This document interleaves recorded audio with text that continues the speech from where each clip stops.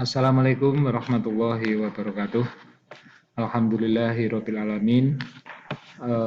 Kita semua masih dalam keadaan sehat walafiat tanpa kekurangan suatu apapun, sehingga kita pantas bersyukur pada Allah Subhanahu wa taala.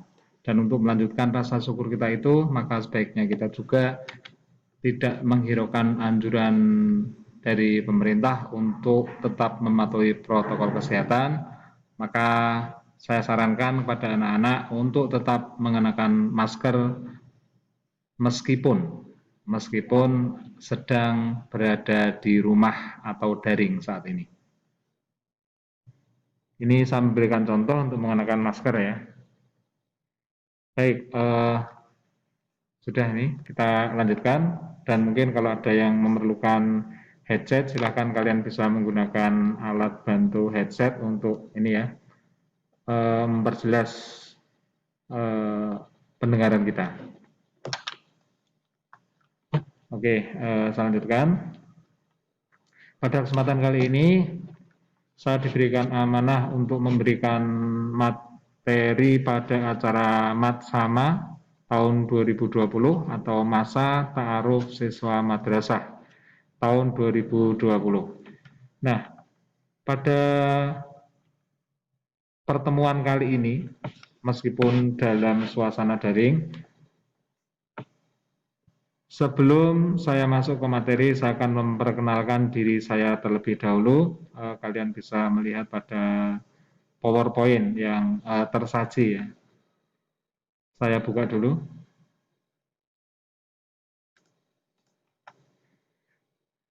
Oke, kita lanjutkan. Ini biodata pribadi saya, nama Eko Wiratno, kemudian tempat tanggal lahir Klaten 17 Januari 1971, alamat tempat tinggal saya di Perumahan Gria Gawi Mukti, RT 1 RW 06, Desa Sumogawe, Kecamatan Getasan, Kabupaten Semarang. Nah, di MTSN Salatiga ini saya mengampu mata pelajaran IPA. Kemudian selain itu saya diberikan amanah untuk menduduki jabatan ini Wakil Kepala Madrasah Bidang Kurikulum. Dan sekedar informasi saja atau perkenalan, ini saya mulai mengajar di MTSN Salatiga tanggal 2 Januari 1996. Terasa sudah lama ya. Oke, dan di acara ini Matsama nanti saya akan memberikan dua buah materi. Yang pertama yaitu kurikulum pembelajaran, dan yang keduanya adalah model-model pembelajaran di MTS Negeri Salatiga. Dan mungkin karena memerlukan waktu agak lama, maka dua materi ini akan saya bagi menjadi, atau saya buat menjadi dua buah video. Maka video yang pertama isinya kurikulum pembelajaran, dan video yang kedua nanti kalian bisa melanjutkan di video yang kedua mengenai model-model pembelajaran di MTS Negeri Salatiga. Oke, kita memasuki materi yang pertama yaitu kurikulum pembelajaran di MTS Negeri Salatiga, khususnya tahun pelajaran 2020-2021. Ini materinya ya.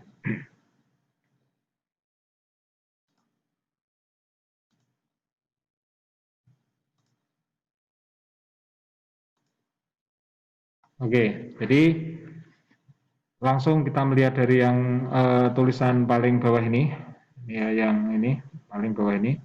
Madrasah Sanawiyah Negeri Salatiga adalah madrasah atau sekolah di bawah naungan Kementerian Agama, maka memiliki struktur kurikulum yang berdasarkan keputusan Menteri Agama, ini di atas sekarang, KMA nomor 184 tahun 2019, mengenai pedoman implementasi kurikulum.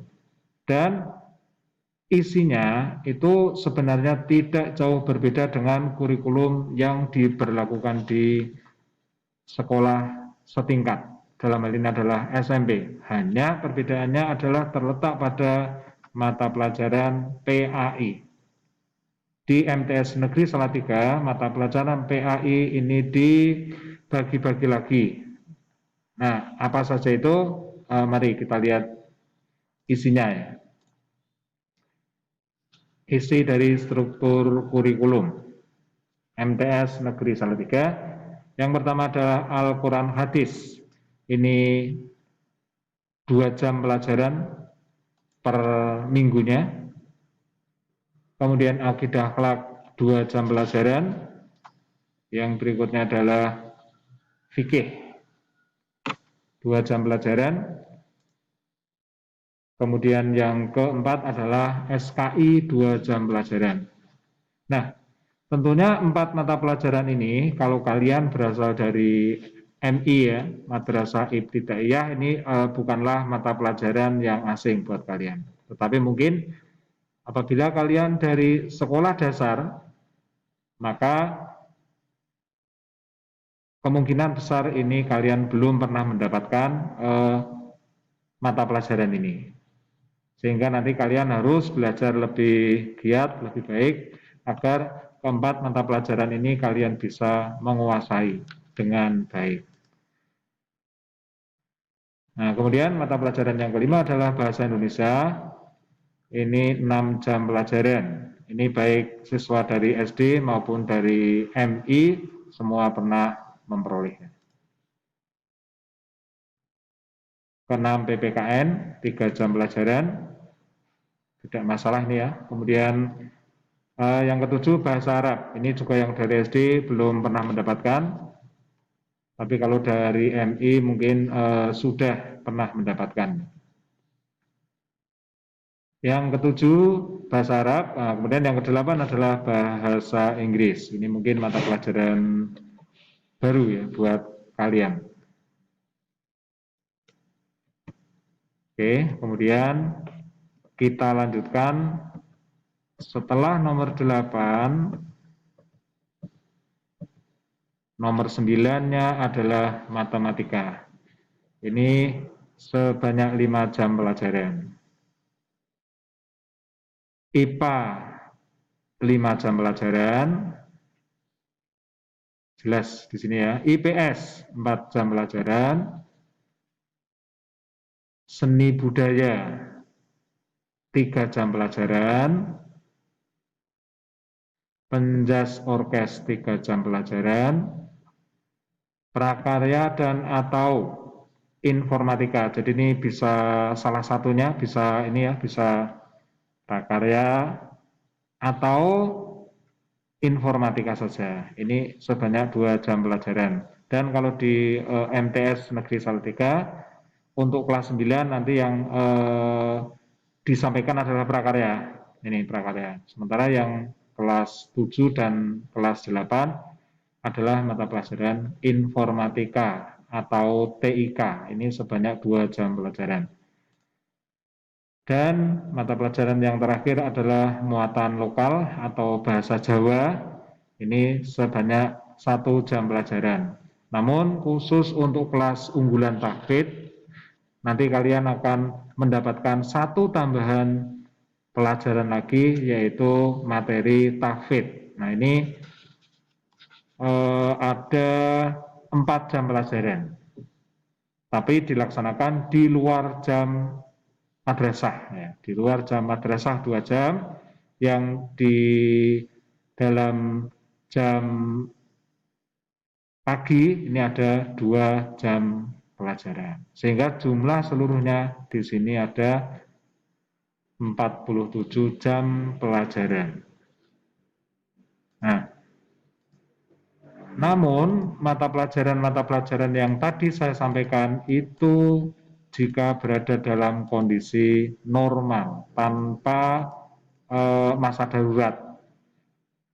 Tapi karena saat ini kita masih berada dalam masa darurat pandemi COVID-19, maka pembelajaran di MTS Negeri Salatiga sementara menggunakan regulasi yang terbaru, yaitu SK Dirjen Pendis nomor 2791 tahun 2020, yaitu tentang panduan kurikulum darurat pada madrasah.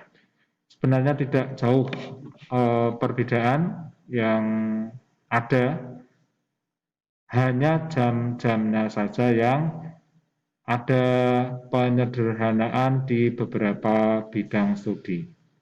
Coba kita lihat Al-Quran Hadis, ini masih tetap 2 jam pelajaran per minggu, per pekan gitu ya. Akidah akhlak juga tetap. Fikih ini juga tetap mendapatkan 2 jam per minggu. SKI, Sejarah Kebudayaan Islam, ini 2 jam per pekan. Bahasa Indonesia 6 jam pelajaran kalau kondisi normal. Nah, kalau kondisi masa pandemi, ini kalian akan mendapatkan 3 jam pelajaran. Itu ya, 3 jam pelajaran. Nah, kemudian yang keenam, PPKN dari 3 jam pelajaran di masa normal, tapi di masa pandemi kalian akan mendapatkan 2 jam pelajaran. Ketujuh, bahasa Arab, ini dari 3 jam pelajaran juga disederhanakan menjadi 2 jam pelajaran saja. Kemudian yang kedelapan, bahasa Inggris dari 4 jam pelajaran, ini agak gesernya, menjadi 3 jam pelajaran. Ini 3 ya, angka 3, 3 jam pelajaran. Nah, kemudian mata pelajaran yang berikutnya yaitu matematika tentunya. Oke. Matematika ini dari 5 jam pelajaran akan disederhanakan menjadi 3 jam pelajaran. IPA dari 5 jam pelajaran menjadi 3 jam pelajaran. Kemudian IPS ini dari 4 jam pelajaran menjadi 3 jam pelajaran. Seni budaya dari 3 jam pelajaran menjadi 2 jam pelajaran. Kemudian penjas orkes ini dari 3 jam pelajaran akan disederhanakan menjadi 2 jam pelajaran saja. Yang keempat, prakarya atau informatika dari 2 jam pelajaran ini tetap menjadi 2 jam pelajaran. Tetapi untuk kelas-kelas khusus, misalnya kelas unggulan tahfidz, maka mata pelajaran prakarya atau informatika ini akan digantikan dengan mata pelajaran tahfidz. Kemudian yang ke-15 berarti bahasa Jawa, ini tetap 1 jam pelajaran, sehingga jumlah seluruhnya adalah 34 jam pelajaran. Namun kalian juga harus tahu, perlu dipahami, 34 jam pelajaran ini yang kalian nanti akan terima, ini karena situasi masih belum normal 100%, dan kebetulan di Kementerian Agama ini masih menggunakan kurikulum darurat, maka semua pelajaran di MTS Negeri Salatiga hingga batas waktu yang belum ditentukan masih menggunakan pembelajaran daring, masih menggunakan pembelajaran online ya. Tentunya dengan alat yang kalian juga harus memiliki, misalnya bisa itu HP, bisa itu menggunakan laptop. Demikian untuk video yang pertama. Silakan nanti kalian bisa melanjutkan ke video yang berikutnya. Assalamualaikum warahmatullahi wabarakatuh.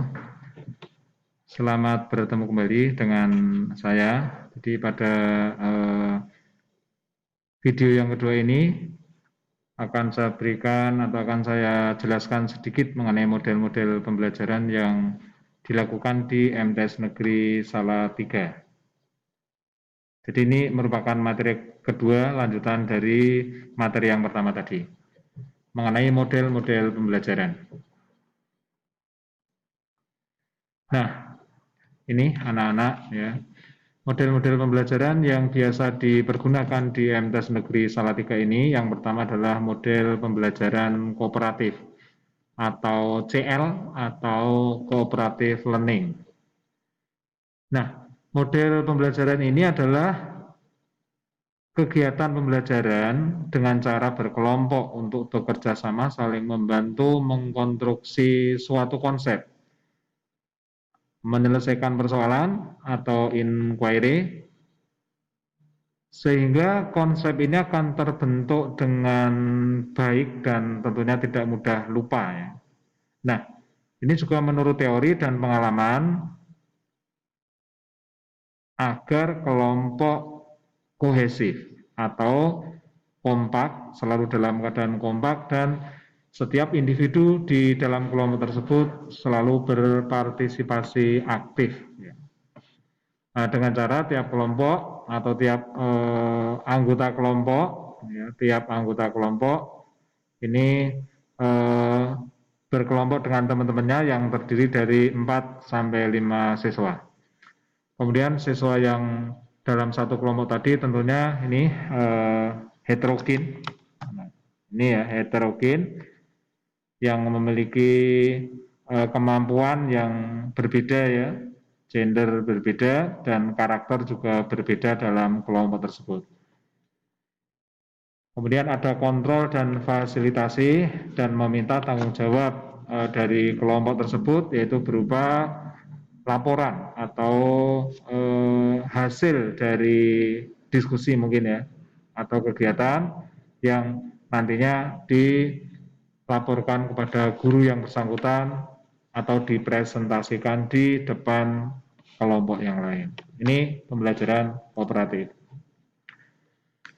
Kemudian model pembelajaran yang kedua yaitu kontekstual atau CTL, Contextual Teaching and Learning. Nah, pembelajaran kontekstual ini adalah pembelajaran yang dimulai dengan sajian materi berarti ya, atau tanya jawab lisan yang di dalamnya tentunya dalam tanya jawab itu ya, atau dalam tanya jawab lisan itu ramah, terbuka, dan negosiatif yang terkait dengan dunia nyata kehidupan siswa tentunya, atau daily life modeling, sehingga akan lebih atau terasa manfaat dari materi yang akan disajikan.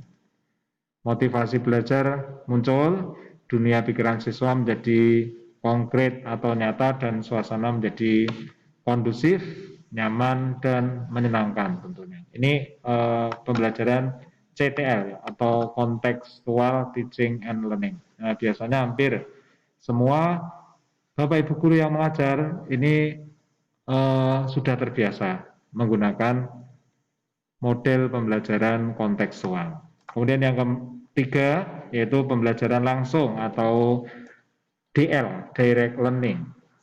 Pengetahuan yang bersifat informasi dan prosedural yang menjurus pada keterampilan dasar ini tentunya akan lebih efektif jika disampaikan dengan cara pembelajaran langsung.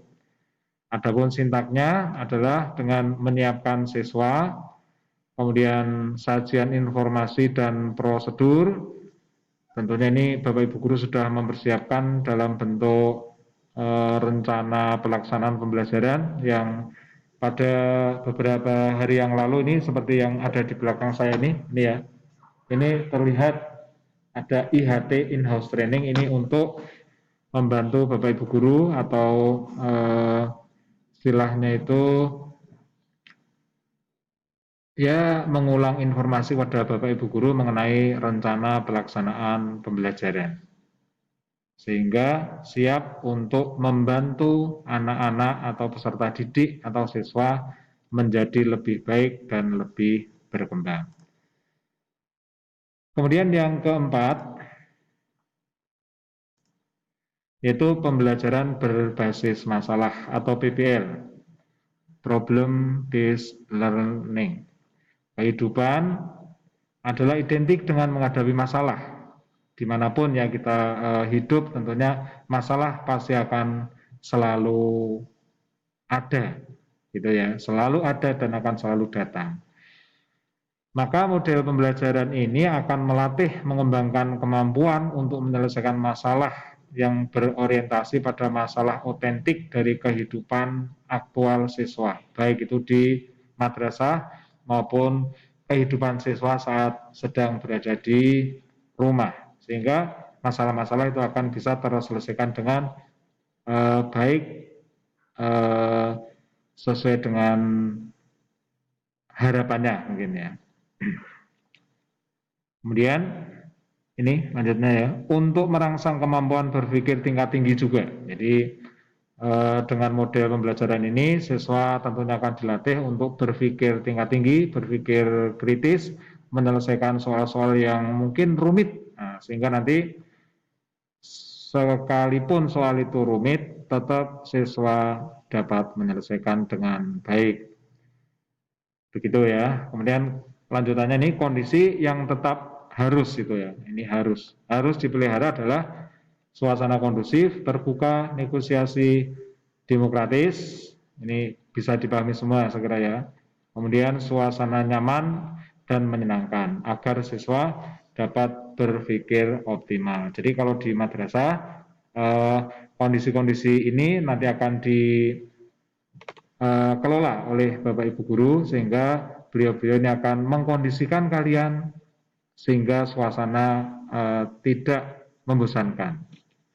Kemudian pembelajaran yang kelima yaitu Teams, Games, Turnamen atau yang disingkat dengan TGT. Nah, penerapan model ini dengan cara mengelompokkan siswa heterogen, jadi siswa yang bervariasi ya. Kemudian tugas tiap kelompok bisa sama, bisa berbeda. Setelah memperoleh tugas, setiap kelompok bekerja sama dalam bentuk kerja individual. Jadi setelah nanti kalian dalam kelompok kalian itu diberikan tugas oleh Bapak Ibu Guru, maka kalian akan mengerjakan secara individu di dalam kelompok tersebut. Dan kemudian kalian akan berdiskusi di kelompok-kelompok itu. Di kelompok kalian tentunya ya. Nah, kemudian berikutnya dinamika kelompok kohesif.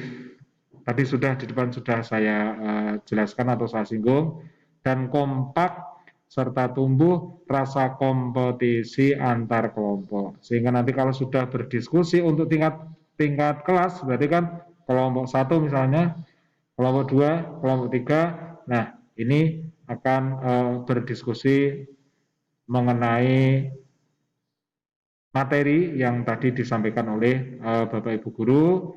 Nah, kalian dalam hal ini setiap kelompok itu bertanggung jawab dengan apa yang sudah kalian diskusikan di kelompok kalian masing-masing. Kemudian yang lanjutnya suasana diskusi nyaman dan menyenangkan. Jadi ini yang biasa dilakukan di MTS Negeri Salatiga seperti dalam kondisi permainan atau games gitu ya. Jadi kalau game itu kan biasanya menyenangkan, maka di sini pun juga akan dibuat atau dikondisikan pembelajaran yang menyenangkan. Yaitu dengan cara guru bersifat terbuka, dan tentunya juga tidak ada ya ini Bapak Ibu Guru yang tidak terbuka. Hampir semuanya terbuka, ramah, lembut, santun, dan ada sajian yang menghibur. Nah, setelah selesai kerja kelompok, lalu sajikan hasil kelompok sehingga terjadi diskusi kelas seperti yang di depan tadi sudah saya sampaikan. Nah, itu mengenai model-model pembelajaran yang ada di MTS Negeri Salatiga. Di antaranya itu dan mungkin masih banyak lagi pembelajaran yang lainnya yang nanti kalian akan menerima saat kalian sudah mulai melakukan pembelajaran tatap muka. Kemudian penilaian pembelajaran atau assessment. Nah, assessment yang ada di MTS Negeri Salatiga ini ada 3 macam penilaian: assessment of learning, assessment for learning, assessment as learning. Nah, apa bedanya off learning, for learning, dan as learning? Coba kita lanjutkan di slide yang berikutnya. Ini ya, penilaian pembelajaran di MTS Negeri Salatiga ini juga memperhatikan 3 bentuk penilaian abad 21, yaitu yang pertama tadi di gambar kerucut tadi ya, gambar apa itu seperti piramid itu, assessment for learning. Yang pertama, ini penilaian yang dilakukan setelah kalian melakukan pembelajaran. Misalnya ada tes formatif, kemudian ulangan akhir semester, misalnya lagi ulangan tengah semester, lah itu termasuk di dalam assessment for learning. Kemudian yang kedua yaitu assessment as learning, yaitu penilaian ini dilakukan saat kalian melakukan proses pembelajaran. Jadi di tengah-tengah kalian melakukan proses pembelajaran, Bapak Ibu guru ini juga akan menilai. Nah, apa yang dinilai? Bisa itu aspek pengetahuan, bisa aspek keterampilan kalian, mungkin saat melakukan diskusi atau melakukan mengerjakan tugas dan lain-lainnya, gitu ya. Nah, kemudian yang ketiga yaitu assessment of learning. Jadi ini dilakukan juga pada saat ini terbalik ya. Kalau for learning itu saat pembelajaran, kalau off learning ini setelah pembelajaran. Jadi saya ulangi ya, ini yang for learning ini berarti dilakukan saat pembelajaran. Dan ini bisa aspek pengetahuan, bisa aspek keterampilan ataupun aspek sikap. Dan off learning ini setelah melakukan pembelajaran. Itu penilaian yang ada di MTS Negeri Salatiga. Dan mungkin untuk materi yang berikutnya ini hanya sekedar pembukaan saja. Yang selanjutnya nanti akan disampaikan pada saat kalian sudah masuk bertatap muka dengan Bapak Ibu guru ya. Demikian yang bisa saya sampaikan. Mudah-mudahan dengan 2 video durasi sekitar 15 menitan tadi ini dapat membantu kalian berhasil dalam pembelajaran di Madrasah Tsanawiyah Negeri Salatiga. Dan apa yang saya sampaikan tadi ini juga mudah-mudahan bisa diterima dan bermanfaat buat kalian. Terima kasih. Assalamualaikum warahmatullahi wabarakatuh.